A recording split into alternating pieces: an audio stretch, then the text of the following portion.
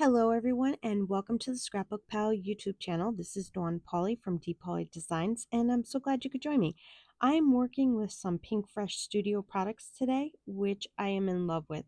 I have the Peony Perfection stamp set. This is a huge 6x8 stamp set, and it has two big floral images and some really great sentiments to go with it. You can also purchase the coordinating dies to go with it, and it comes with dies to cut out the images, and it's actually two big dies rather than individual dies, and you also get dies for the bigger sentiments. Next, I have the coordinating Peony Perfection Layering Stencils, which makes coloring the flowers super easy. This layering stencil comes with 6 layers and they're all numbered, which makes coloring a breeze. I'm also using the Pinkfresh Studio press plate called Stippled Plaid, and I love the pattern of this because it can be used for so many different types of backgrounds. Okay, let's get started. The first thing I'm going to do is make my background with the press plate. However, I'm not using it with the Better Press system today. I'm making a simple impression with it using my embossing mat. I originally thought that I wanted to add some color onto the press plate, so I added some green ink onto it using my Pinkfresh Studio Fresh Pear ink. It's really easy to do. Once you add the ink onto the press plate, I'll gently place it on top of my cardstock and try not to move it so the ink doesn't smudge on your paper. And then add another clear plate over it and run it through your die cut machine. And look at how beautiful that came out. I think it's gorgeous. However, I did change my mind a little later in the video and decided to go with an all white background, which is done exactly the same way minus the ink. Next, I'm going to stamp out one of the floral images. I'm using the biggest image today. I'm going to heat emboss the background with gold embossing powder. So the first thing I do is rub my paper with my embossing powder bag. And then I'm going to stamp my image really good with some Versamark ink. This is a big image, so make sure to cover the image really well with the Versamark ink. Then I'm going to pour some gold embossing powder on it and make sure to cover it really well because it is a big image. And then when my heat tool is good and hot, I will heat emboss the image. Make sure to move the heat tool all around so your paper doesn't warp and you don't burn it since it is a large image. Now I'm going to color in the image using the stencils. These stencils are really easy to use. They are all numbered at the top left corner of the stencil. This lets you know the order in which to use them. I like to spray my stencils with some pixie spray. It helps to keep the stencil in place. The stencils are very easy to line up and they fit perfectly over the image. I also like to hold my stencil down with my magnets, but this is not necessary if you're using the pixie spray. Okay, let's do some ink blending. I'm using the fresh pear color for the leaves, and this will be your lightest color. Now, this is the only stencil that you really have that colors in the whole leaf. There is another stencil that goes over the veins of the leaves. So if you want to add shading, I would do it while you have this stencil on. I'm not doing any shading right now, but I do go back later and add the shading. So that's why I'm telling you this now to save you that extra step later. Okay, I went ahead and added the next stencil onto my image. These are more leaves. I just wanted to quickly show you so you don't miss the order that I go in, but I didn't like the color I chose for these leaves, so I ended up changing it later in the video. That's the good thing about stenciling.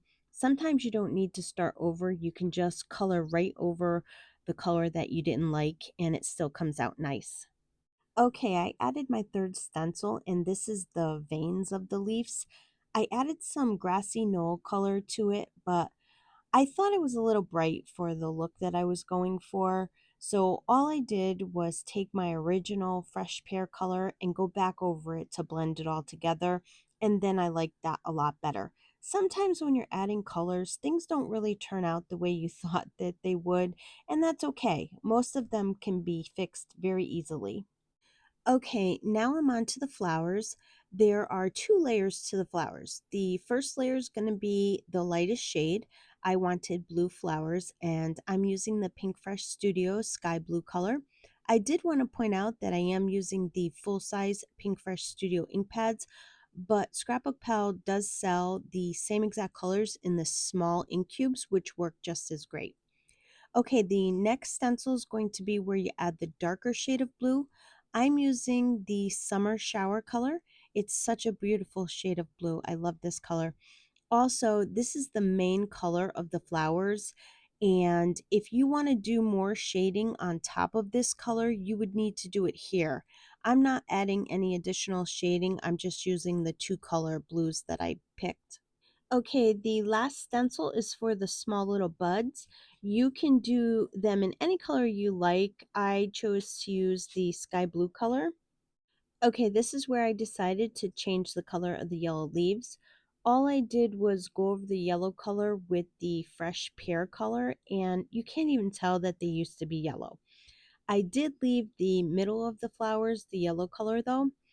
You can make the leaves as dark or as light as you like. I left them a little on the lighter side for now. I made one more change to leaves. I promise it's the last one. I decided I wanted a really dark, rich color at the base of the leaf. So I went in with the Pinkfresh olive green color. Now this is a very dark green. So what I'm doing is tapping most of the green off on a piece of scrap paper first. This will prevent you from getting too much color onto the leaves. Remember, you can always go back and add more color, but you can't take any away. Okay, I finally finished with the ink blending, and now I'm using the die to cut out the image, and I just tape it in place so that it doesn't move around, and then I run it through my die cut machine. It's so nice to have one big die that cuts out all your images at one time.